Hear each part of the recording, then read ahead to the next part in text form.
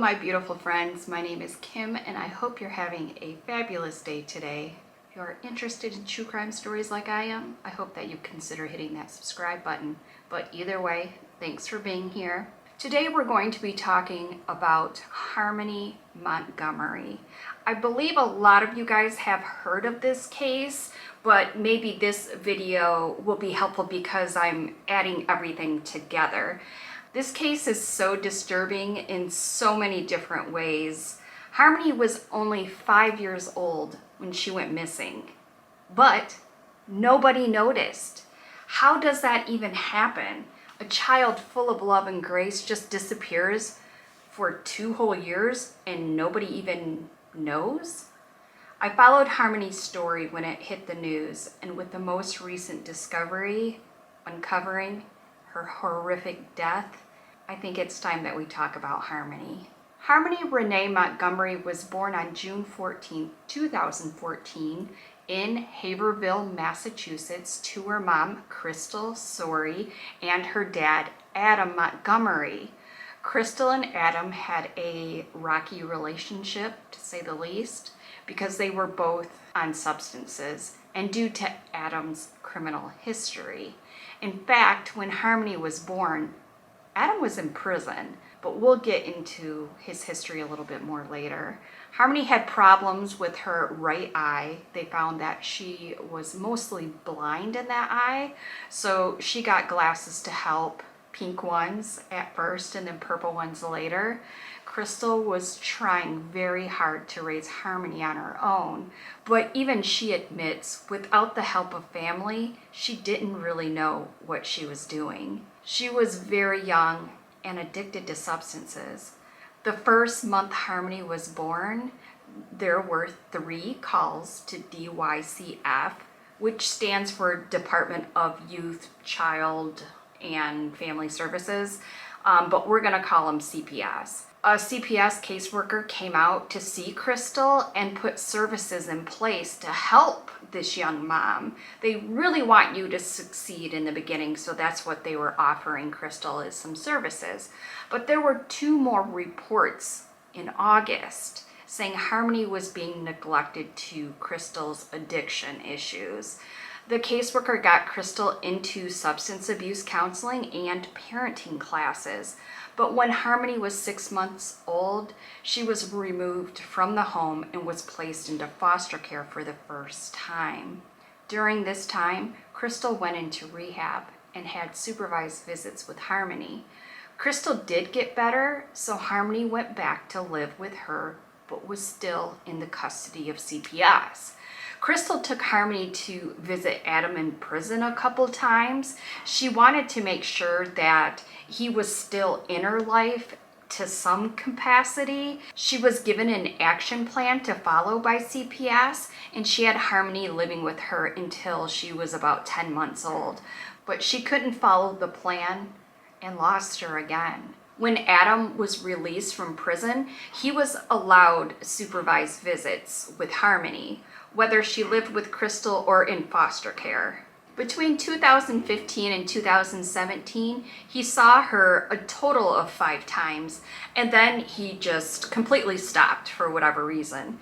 It's highly likely this was due to his addiction issues. As you can see, Harmony had a very rough life, back and forth from home to home.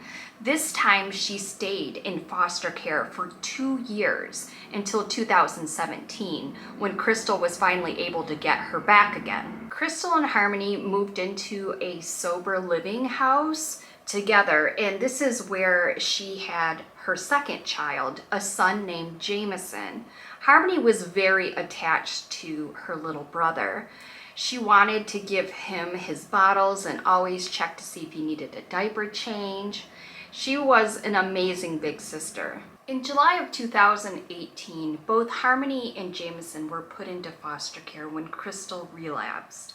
Adam started visiting Harmony again after not seeing her for about 11 months. but his visits were labeled as sporadic and inconsistent. Then in February of 2019, something truly tragic happened.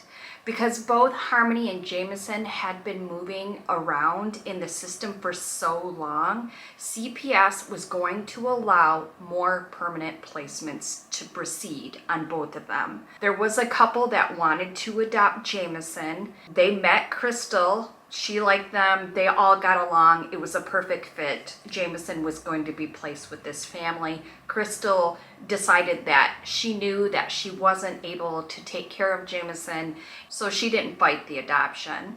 They had a court date set for the adoption. The same day there was a court date set for the hearing for Harmony. Crystal asked the judge if they could get an extension or move the hearing to another day, but it was denied. Her request was completely denied. She told the courts that letting Harmony be in Adam's care would really be a bad idea. So this is the deal. Crystal had a court date with Jameson, and she also had a court date with Harmony. Harmony they were going to give to the dad, which she totally did not support, and Jameson was going to go with the foster family that she did. But she had to pick one, so she went to Jameson. But later she said that she never thought it would really happen.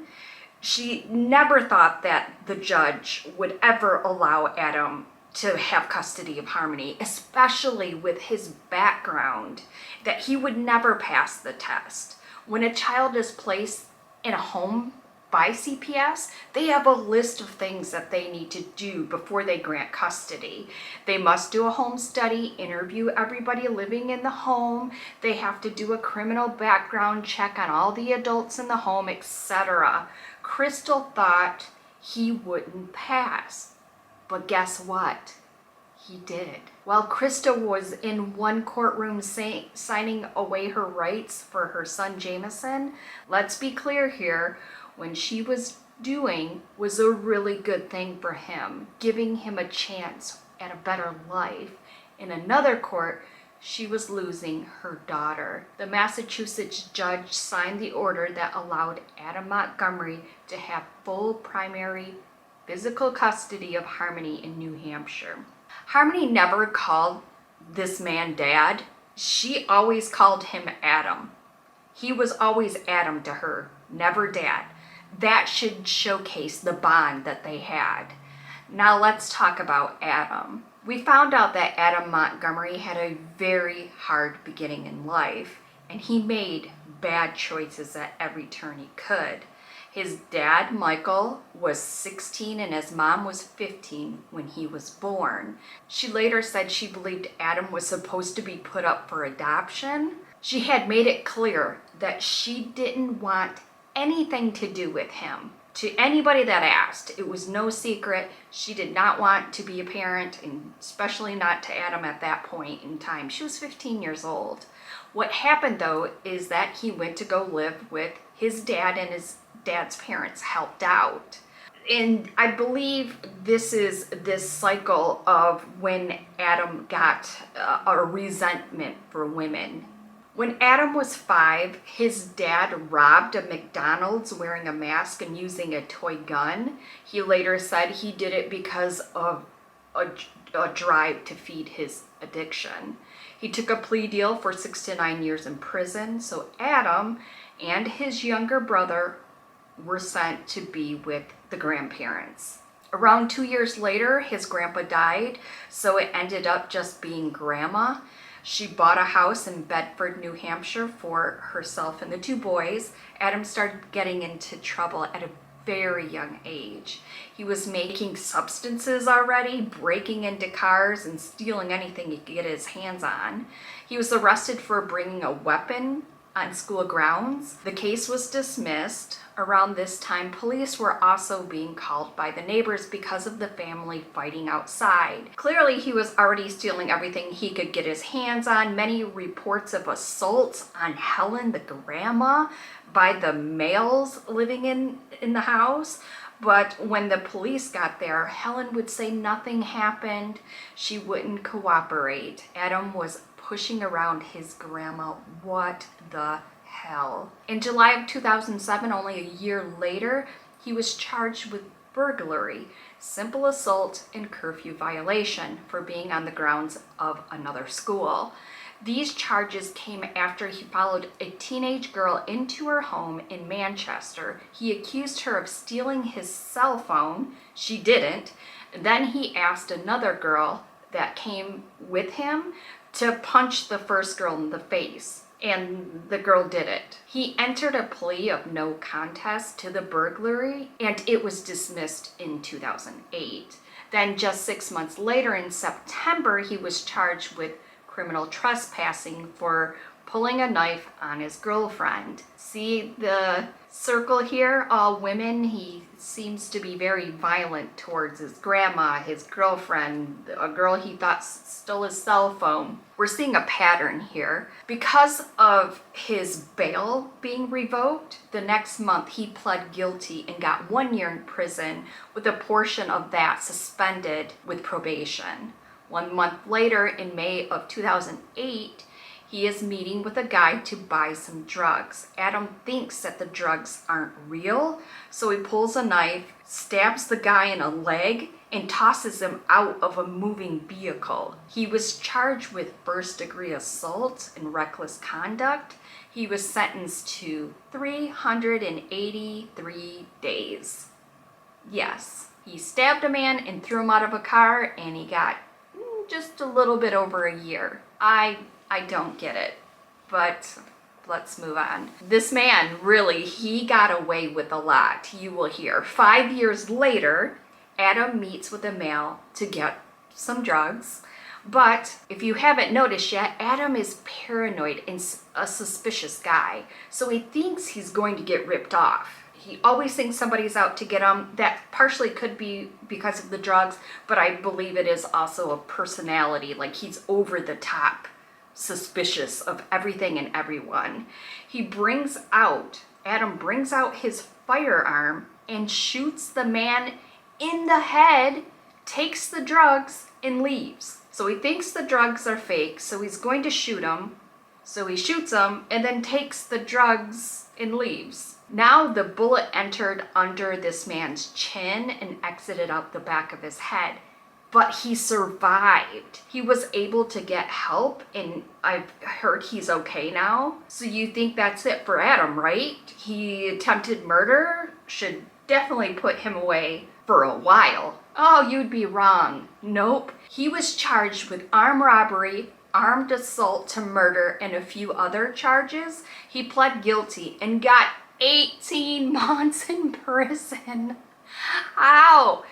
Oh my gosh. So this is when Harmony was born, when he was doing this 18 months in prison. Now you tell me, with a record like that, how in the world would he ever get custody of his daughter? And not to mention that he should be locked up for life, but he's like a continuous threat, stabbing, shooting, beating up, what? Well, let me tell you how.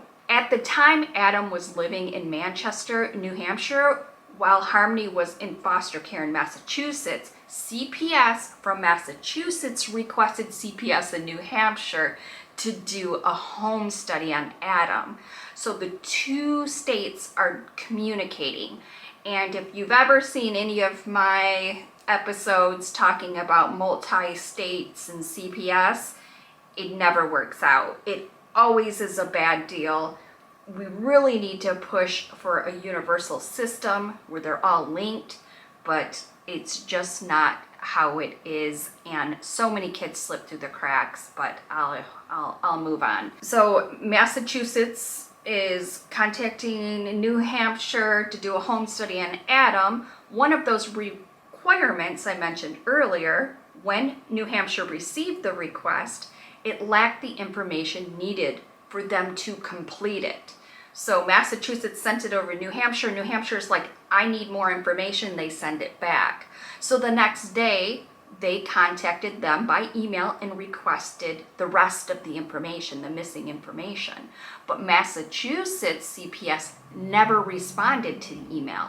Now, that does happen sometimes when a placement falls through for whatever reason. So New Hampshire assumed that that was just the case. They weren't hearing back because it was null and void. In February of 2019, the judge gave custody of Harmony over to Adam. Nope. None of the work is completed. He's a serious criminal, but a judge decided that Harmony would be safe with this man. With what information? God only knows. What we know for sure is that no one in charge of handling this case ever looked at Adam's background. If they'd pull up a single search, like I just did, they would have seen all of those violent charges and the gun charges. Also, no one did follow-up visits like they were required to do when a child moves from foster care into placement. Harmony needed her eye visits regularly, and they would have made sure those were being done. CPS would have. Just because a parent is given custody does not mean the caseworker's job is done. When Adam got custody of Harmony, it was like he was home free. Nobody was watching. By the time he got custody of her, Adam had a wife named Kayla. Kayla and Adam had known each other since high school. They grew up together but didn't start dating until later, and they were married in 2017. They had a 2-year-old son, and Kayla had just given birth 1 week earlier to a second son. So Harmony and 2 sons at this point, so 3 kids. You know how Harmony is like with her brothers? She loved those guys like crazy and was very protective of them. She was the big older sister. When she learned she was going to be separated from Jameson, she gave him her favorite toy, her Tickle Me Elmo doll, so he would have something comforting. Isn't that heartbreaking? She was a freaking sweetheart. The family was living at 77 Guilford Street, which was Adam's grandma's house. In the beginning, some family members lived there with them, but eventually they all moved out. Some moved to Florida and some stayed local, but the house belonged to the grandma and she couldn't pay for 2 houses on her own.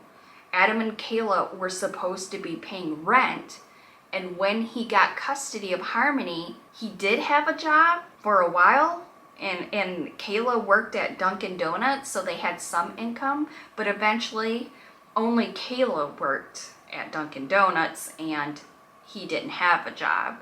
She said Adam drove her in at 6 a.m. because she didn't have a license. He stayed home with the kids all day. And then when she got off at 2 p.m., he would pick her up and then he'd go out for what? I don't know, to do his substances. Because both were addicted. Both Kayla and Adam were highly addicted. They lived in a house on Guilford Street for a year and a half. In June of 2019, Adam's uncle Kevin called CPS because he said Harmony was at risk for child abuse. He said he'd seen her with a black eye and asked Adam what happened. Apparently, Adam told him that he was going into the bathroom and told Harmony to watch her infant brother. And remember, Harmony is 5 years old. She shouldn't be responsible for anybody, including herself. But Adam said that when he came out, the baby was crying and Harmony had her hand over the baby's mouth, trying to stop him from crying, probably in fear because she knew she was going to get in trouble because he was crying. So, you know what, in a 5-year-old's brain, I don't think there was any malicious intent here. It was out of fear. So Adam said when he saw this, he busted her around the house. And that was his exact words to Kevin. He did not deny it. He said, yep, I did it. Kevin and Adam's brother, Michael, both tried to talk to him about the aggression discipline he used on Harmony. This included spanking her hard on her bottom and making her stand in the corner for long periods of time. Even when she had a potty on herself, he made her stay there. There were 29 reports of the police being called to the Guilford Street address between this time period. They varied from DV calls where the neighbors heard Adam yelling at Kayla fighting at 3 a.m. in the morning, and then it was a male abusing a dog. What? There were also reports from family and neighbors where they were concerned with the state of the house and to the children living there. The house was full of trash where they were living. In fact, so full of trash that it spilled out into the yard. When the police arrived, they found that the electricity had been shut off and the refrigerator was running on a small generator. The police officers wrote in their report, dealt with this address quite a bit in the last couple of months, but they didn't take any actions. They never made arrests, never removed the kids, the dog that was being abused, nothing. All they did was write their reports. Only 4 of these visits were referred to CPS, asking them to investigate the situation, which that is probably a lot. 4 is a lot, but when a CPS worker came out, they reported that the kids were clean, happy, and all was well. They absolutely were not clean. They were absolutely not happy. And for damn sure they were not well. In the Montgomery household, Adam was acting like a dictator where he was in charge and everything was great. Adam and Kayla couldn't or didn't pay the rent on the house. And like I mentioned, his grandma was in Florida and couldn't afford the 2 houses. Now, if he was paying for it, she would have kept him in that house, but eventually the house was foreclosed on. She just couldn't afford it anymore. They were squatting for a while, and then in November, just before Thanksgiving, they were officially evicted from the house. This was when Adam, Kayla, and the 3 kids, and Kayla was 7 months pregnant with a baby girl. So now all of them are homeless. Because Adam had already alternated between most of his family while on substances, they were not willing to take him in again. They did not have anywhere to go. Kayla, Adam, 3 kids, and most shelters required you to be substance free as part of the admittance to stay there. They are free, but you have to be sober, and that wasn't happening for the Montgomerys yet. Instead, the 5 of them lived in their car, 2010 silver Chrysler Sebring. They drove about 10 miles to the Colonial Village apartments where their friend Anthony Borduro lived. They weren't going there for a place to stay exactly. They were going there for a place to park the car while they lived in it. They have a 2.5-year-old, they have a 10-month-old, and they have a 5-year-old. So you imagine 2 of those most likely were in diapers. And Harmony, all this bouncing around, she was having problems with her bladder as well. So not a good situation. So they were living in the car during Thanksgiving. Real father of the year here. But you just wait, it gets much worse. According to the just released affidavit, at the time that I did the research on this, it's been a little bit of time since this script was written, but Kayla told police that Harmony had problems telling them when she needed to potty and had a lot of accidents while they were living in the car, which is understandable because she has so much stress going on in her life. It's just one of those things that children are known to do when there is a lot of stress going on. So this infuriated Adam. He just could not accept that she was doing this. Uneducated, on substances, living in a car. He's stressed, she's stressed, everybody's stressed. He would punch her in the head and face, though. That's how he dealt with his stress. Get free of drugs so we can go to a shelter to make our lives easier. Oh no. With a closed fist, no less, right in her head. I mean, come on, she's only 5 years old and she was living in a car. Not to mention that her life before that was never stable as well. Anthony told investigators that he saw Harmony the last once when they were staying in the car because he brought them Thanksgiving leftovers that happened earlier on the 28th or the 29th.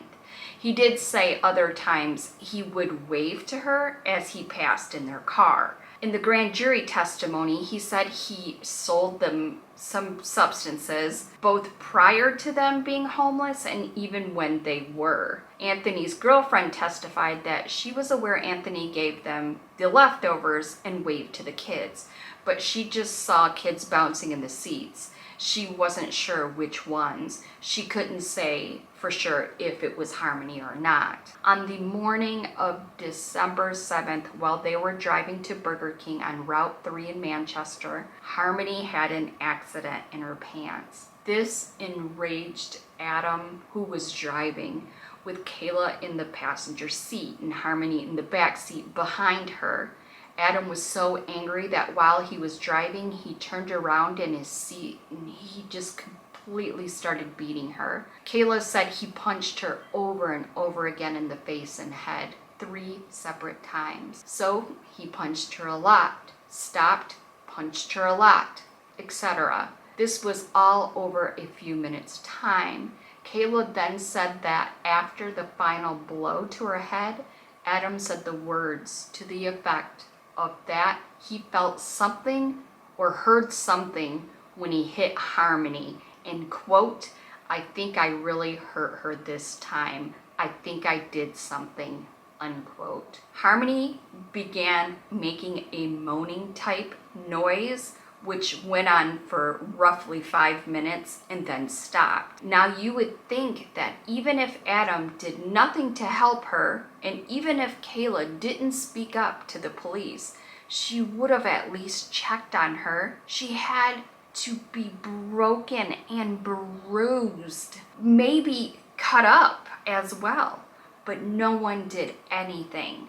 Quoting the affidavit, quote, "At no time did anyone stop or get Harmony medical attention as the result of the assault," unquote.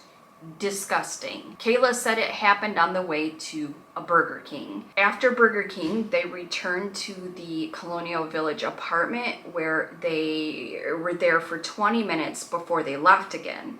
In Kayla's first confession, she said she could not remember what they had been doing during that 20 minutes. However, in her second confession, she was a little more forthcoming and said that Adam gave her money to buy some substances from Anthony, which she did, and then she and Adam were doing these drugs together. Shortly after that, at an intersection of Elm and Webster Street, still in Manchester, their car broke down.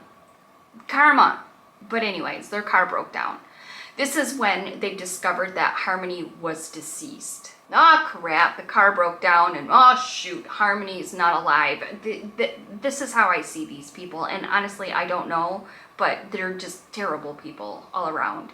She was probably dying when they were in the Burger King and not checking on her, or maybe while they were doing their drugs and not checking on her. Either way, she was indeed gone. Kayla said Adam didn't hesitate. He went to the trunk of the car, emptied the clothing out of a red and black Under Armour duffel bag, and placed Harmony's lifeless body inside of it. Just like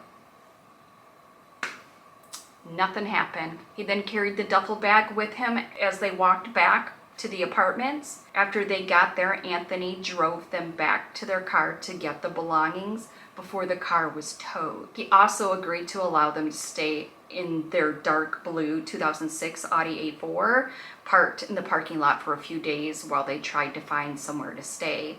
Kayla said that Adam put the duffel bag with Harmony inside it into the trunk of the Audi that they were living in. He would also leave her out in the snow to slow down decomposition. The investigators got search warrants for Facebook and Google records for the time frame this happened, the end of November of 2019 through December. The location data from Google verified that the Montgomerys were staying in the area of Colonial Village parking lot from November 27th through December 8th, 2019. There were also Facebook messages from Kayla's account that came from the parking lot where Kayla talked about where their car had broke down and now staying in the Audi. Investigators also spoke to the couple, Courtney O'Brien and Matt Garcia, who knew the Montgomerys and had known Adam for most of his life.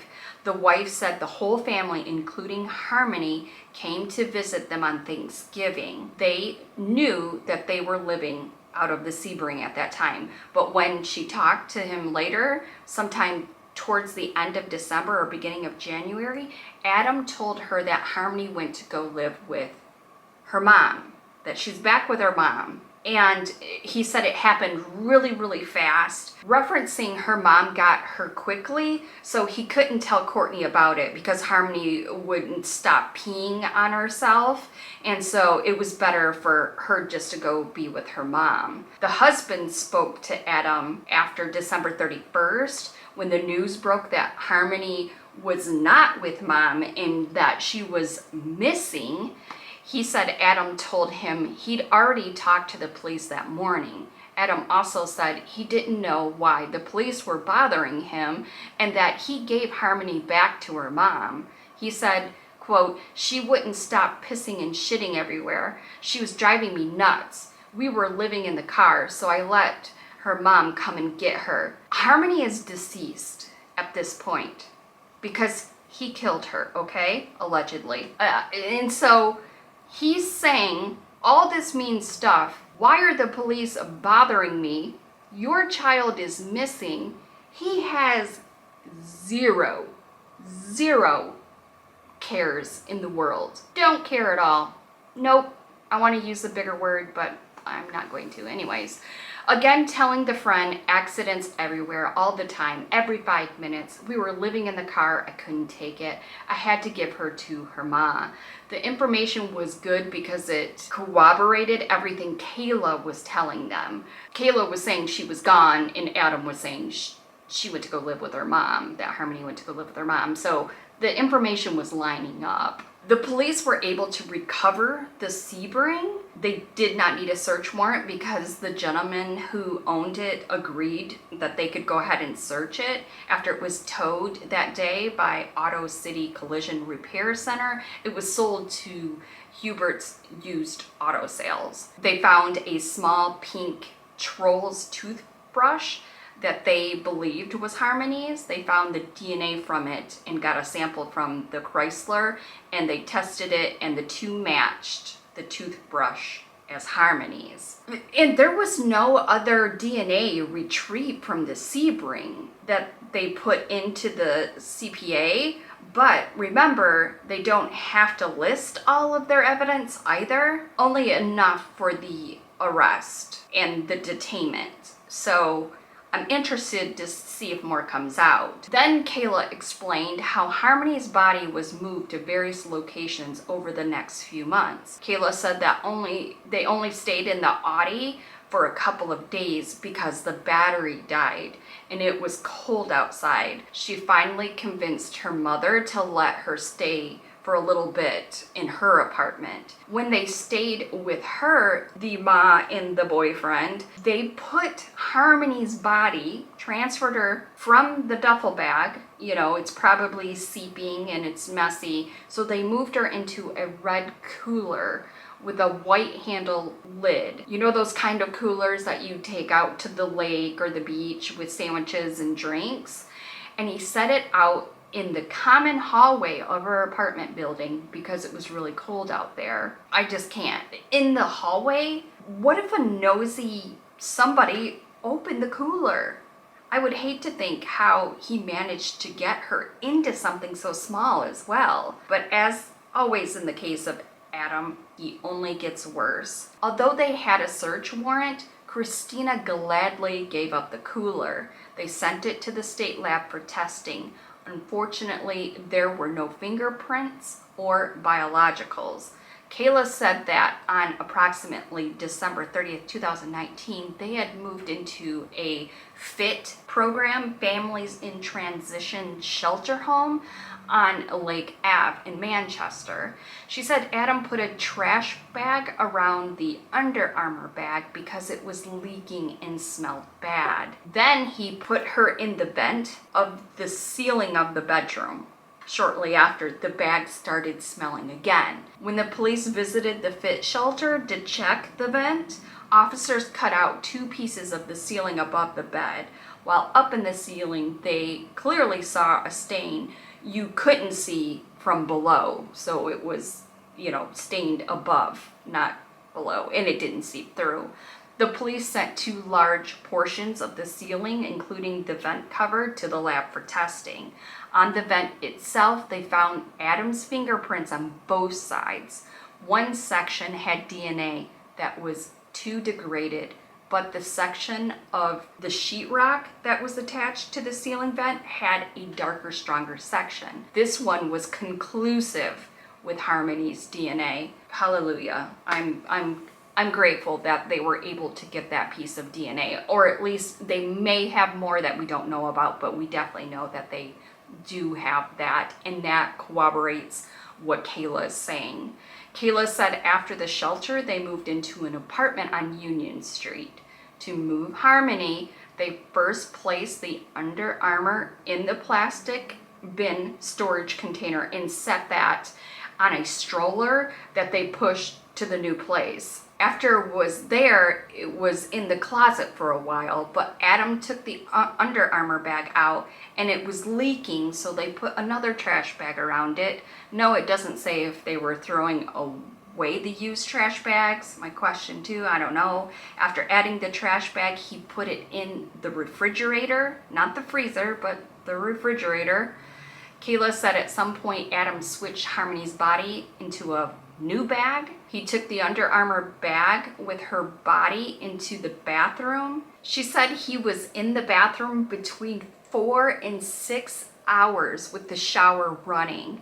Kayla described an odor coming from the bathroom as she saw steam when it came below the open door or around the open door. The bag Kayla said he put Harmony in was a CMC maternity bag, Catholic Medical Center. This may have been Kayla's bag because she was 7 months pregnant and she had a year-old, so it could have been between any of the kids that she was having. Just a quick side note, but I watched an interview with Harmony's mom, Crystal, and she made a good point. She said Kayla chose to have a baby with Adam, with another child, Harmony, dead and stashed nearby in the house, which is just disturbing how she decided to have a third child knowing what a monster this guy was. What a monster she was, though, so I don't know. But anyways, these bags, this little maternity bag was not a big bag. The police purchased a new one to show Kayla, and she picked it out as the one he used. It measures roughly 18 inches tall and 15 inches long. What the affidavit said about the bag was that it would not likely fit Harmony's body unless it was dismembered or grossly disfigured. After she was in the CMC bag, Adam put her in the freezer or the refrigerator. The next time Harmony was moved, Kayla moved her, okay? Now Kayla's involved. Kayla moves her. She said it was at Adam's direction that she was bringing her to Adam's work, the Portland Pie Company. Take her to Daddy's work. Sure, okay. So she put her 2 kids, her 2 sons, in side-by-side strollers and then put the CMC bag with Harmony inside it right between them. She gave it to Adam, who was the dishwasher. He kept it in the big walk-in freezer. That only lasted a week or maybe 2. Then he brought the CMC bag home to the new apartment and put it in a regular freezer. Shortly after Harmony was brought to the new apartment, Adam decided to remove her from the bag. He took Harmony's body out because he wanted to put some lime in the bag to help out with the decomposition of the body. Kayla said she was in the bathroom this time watching. She said Adam dumped Harmony's body into the shower. She said she wasn't bones. She had skin, teeth, and hair, and Kayla could still tell it was her. Kayla said Adam put about half the bag of lime or a little more into the CMC maternity bag out of about 40 pounds of the lime. According to Kayla's description, Adam had a difficult time fitting Harmony's body back into that CMC bag because her body had been frozen. She saw Adam run hot water in the shower, and he tried squishing Harmony's flesh to thaw it out. Kayla helped cut Harmony's clothes off her body to make her fit into the bag as well.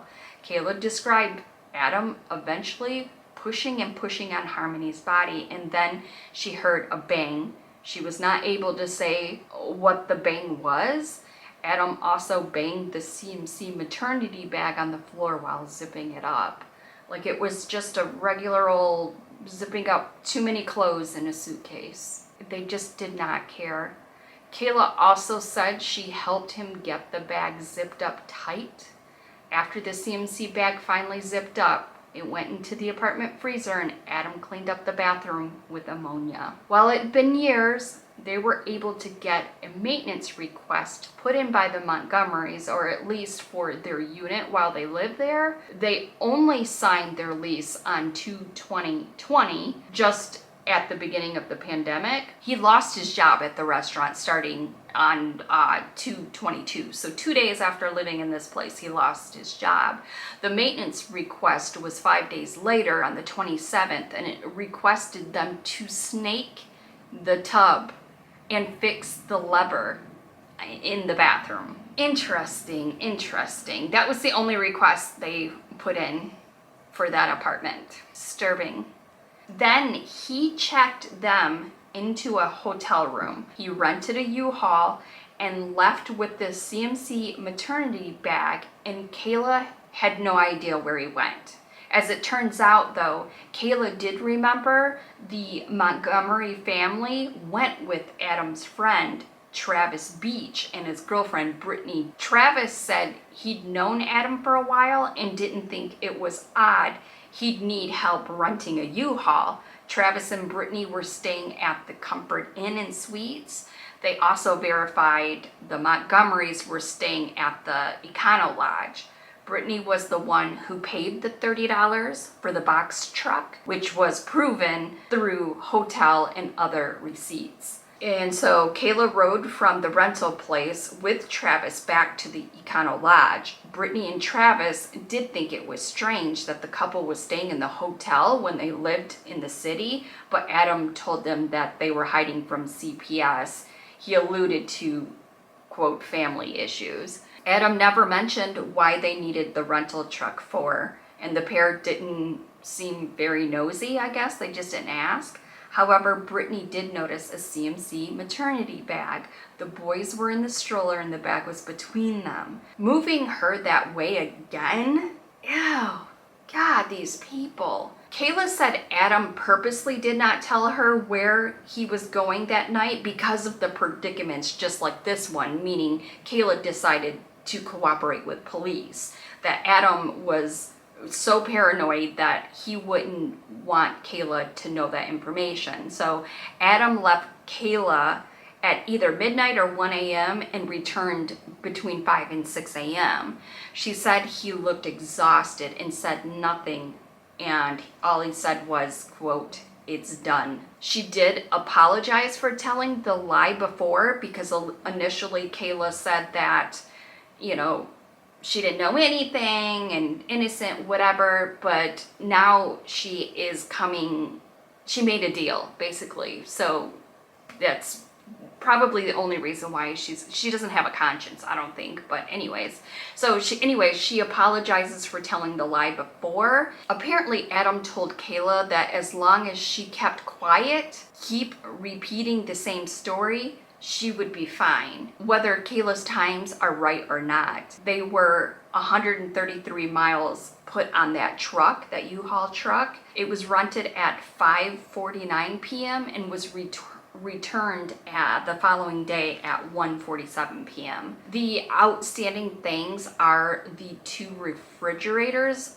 from both apartments that were seized. The mini fridge from the Econo Lodge Hotel had Blue Star reactions, and the U-Haul van had some Blue Star reactions. Testing is pending on the Blue Star. Adam was found guilty in June on 6 separate charges, including being a career armed criminal, and sentenced between 32 and a half to 75 years behind bars. Finally, he can shoot a man and get away with it, get a year, but he has some rifles that he stole and he gets 32 years. Like, finally the justice system caught up with him. But anyways, Adam was accused of having a shotgun and a rifle that he had stole from friends. So during that trial, prosecutors called Adam's now estranged wife, Kayla Montgomery, as a witness. Now, they have since split up, and Kayla is like, I am not protecting this man. I am not going to prison for you. So she turns on him. She pled guilty last year to perjury charges, agreeing to cooperate in the case against Adam for a leaner sentence. When I say a leaner sentence, I'm talking, I think she got maybe a total of 10 years. It was 3 to 7 years for perjury and for food stamp fraud. And I have some huge mixed feelings about that.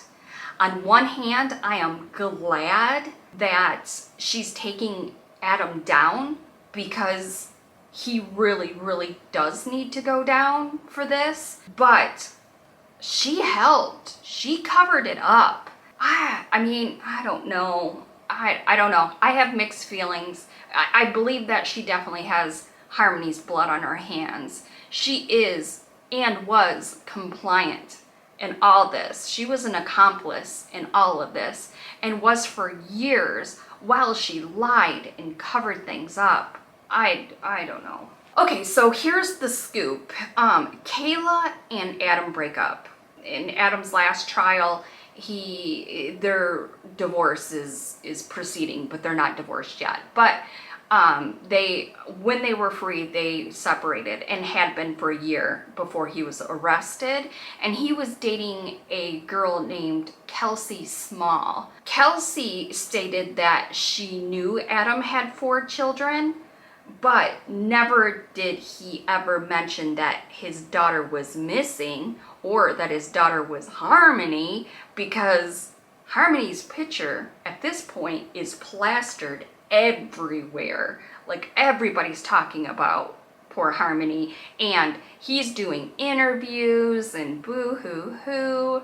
But anyways, Kelsey was with Adam in the car when he was arrested for the gun charges.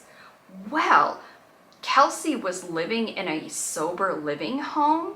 I can only assume to better herself. Well, she gets her second DUI, and then 5 days later, she is found dead in a hotel room. Now, Adam's in jail, so we know it wasn't him. I didn't dig too hard to find out about poor Kelsey, but I think we can kind of figure out in our heads what might have happened, just with sober living and getting her second DUI, and she's found in a hotel room. It could be one of 2 things, but I'm not sure. She was very young. I think she was 27, don't quote me. But anyways, she was young. Adam is being charged with 2nd-degree murder against Harmony that he hasn't gone to trial for, and he claims that he is 100% innocent. Yeah, okay, buddy.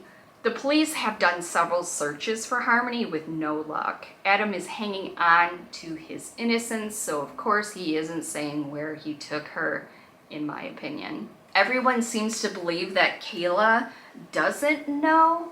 I seem to agree because she would have said something by now. She doesn't have anything to lose. She's already made the deal. She can't be found any more guilty or innocent for anything. She has no more charges.